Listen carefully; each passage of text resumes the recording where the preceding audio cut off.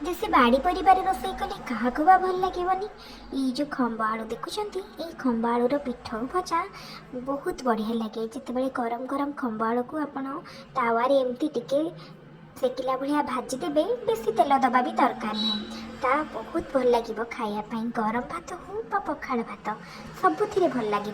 आई हूँ गोटा पालंग पत्रर पिठौ, जेहेतु आज टी पिठौ बटा होता तो एकाथरे पालंग भजारे पड़ा और खंब आलू भजारे तापर खाଇବା बड़ाबड़ी।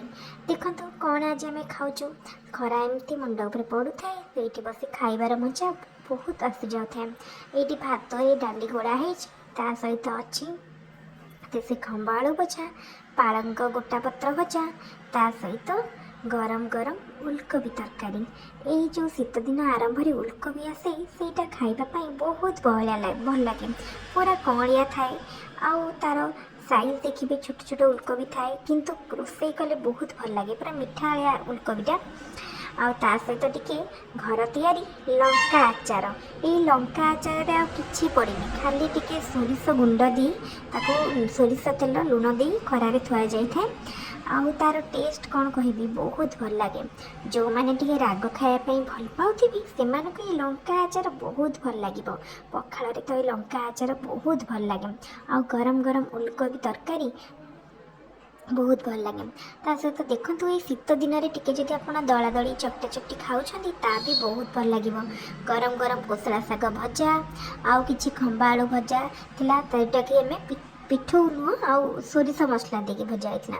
ता सहित लाउ सिंब पड़ी राई, ता सहित टमाटो को टे पोड़ी की रसुण लंका दे पाग करा जायथिला, बहुत भल लगुला। एमती जदि आपण शीत दिन में कम मसलायुक्त खाद्य खाइबे, कहीं बहुत पनीपरिया मिलू था शीत दिन में, तो आप बहुत प्रकार भजा भाजी करी खाई पारिबे। खाइबार टेस्ट तो बहुत आसीबो, ता सहित देह मध्य सुस्थ रहिबो।